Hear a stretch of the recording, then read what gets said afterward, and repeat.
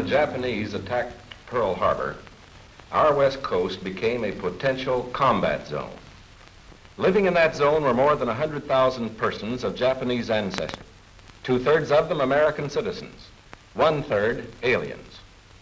We knew that some among them were potentially dangerous, but no one knew what would happen among this concentrated population if Japanese forces should try to invade our shores.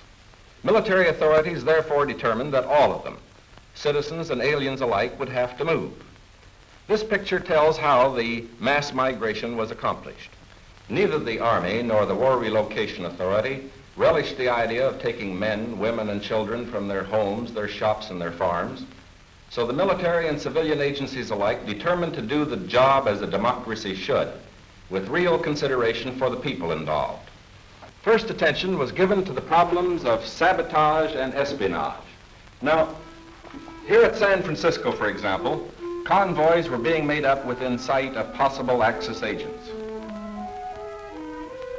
There were more Japanese in Los Angeles than in any other area. At nearby San Pedro, houses and hotels occupied almost exclusively by Japanese were within a stone's throw of a naval air base, shipyards, oil wells. Japanese fishermen had every opportunity to watch the movement of our ships. Japanese farmers were living close to vital aircraft plants. So as a first step, all Japanese were required to move from critical areas such as these. But of course, this limited evacuation was a solution to only part of the problem.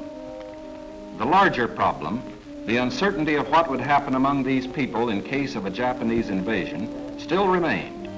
That is why the commanding general of the Western Defense Command determined that all Japanese within the coastal area should move inland. Immediately, the Army began mapping evacuation areas and for a time encouraged the Japanese to leave voluntarily. But trouble for the voluntary evacuees soon threatened in their new locations. So the program was quickly put on a planned and protected basis. Thereafter, the American citizen Japanese and Japanese aliens made plans in accordance with orders. Notices were posted. All persons of Japanese descent were required to register. They gathered in their own churches and schools, and the Japanese themselves cheerfully handled the enormous paperwork involved in the migration. Civilian physicians made preliminary medical examinations. Government agencies helped in 100 ways. They helped the evacuees find tenants for their farms. They helped businessmen lease, sell, or store their property. Now, this aid was financed by the government, but quick disposal of property often involved financial sacrifice for the evacuees. Now the actual migration got underway. The Army provided fleets of vans to transport household belongings and buses to move the people to assembly centers. The evacuees cooperated wholeheartedly. The many loyal among them felt that this was a sacrifice they could make in behalf of America's war effort.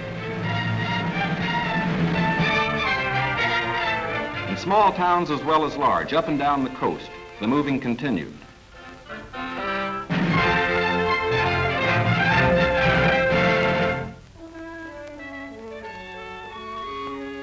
Behind them, they left shops and homes they had occupied for many years.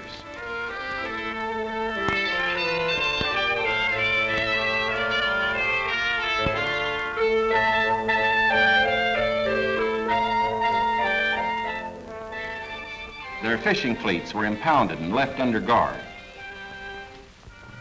Now they were taken to racetracks and fairgrounds where the Army almost overnight had built assembly centers. They lived here until new pioneer communities could be completed on federally owned lands in the interior. Santa Anita Racetrack, for example, suddenly became a community of about 17,000 persons. The Army provided housing and plenty of healthful, nourishing food for all. The residents of the new community set about developing a way of life as nearly normal as possible. They held church services, Protestant, Catholic, and Buddhist. They issued their own newspaper, organized nursery schools, and some made camouflage nets for the United States Army. Meanwhile, in Arizona, Utah, Colorado, Wyoming, and elsewhere, quarters were being built where they would have an opportunity to work and more space in which to live.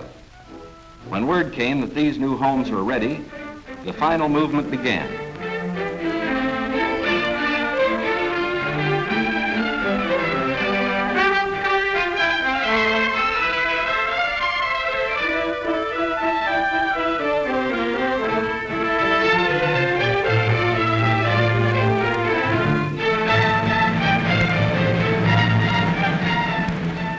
At each relocation center, evacuees were met by an advance contingent of Japanese who had arrived some days earlier and who now acted as guides.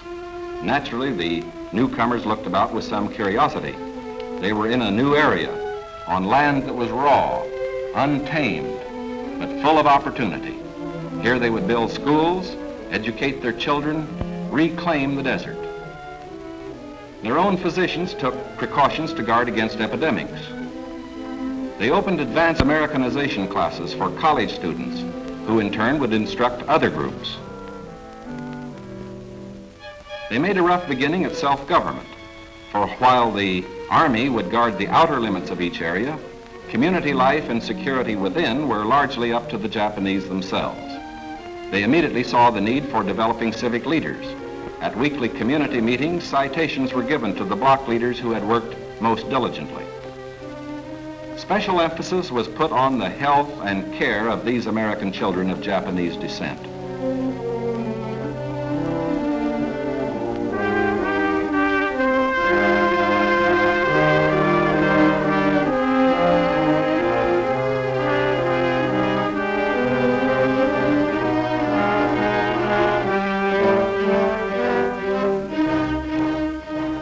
Their parents, most of whom are American citizens, and their grandparents, who are aliens, immediately wanted to go to work. At Manzanar, they built a lath house and began rooting guayuli cuttings.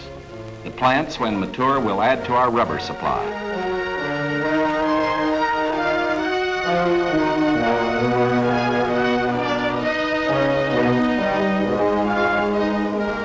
At Parker, they undertook the irrigation of fertile desert lands. Meanwhile, in areas away from the coast and under appropriate safeguards, many were permitted to enter private employment, particularly to work in sugar beet fields where labor was badly needed. Now, this brief picture is actually the prologue to a story that is yet to be told.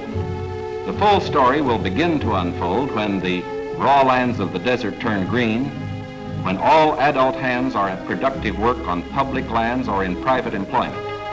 It will be fully told only when circumstances permit the loyal American citizens once again to enjoy the freedom we in this country cherish, and when the disloyal, we hope, have left this country for good.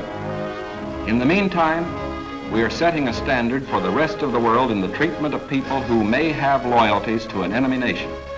We are protecting ourselves without violating the principles of Christian decency. And we won't change this fundamental decency no matter what our enemies do. But of course, we hope most earnestly that our example will influence the Axis powers in their treatment of Americans who fall into their hands.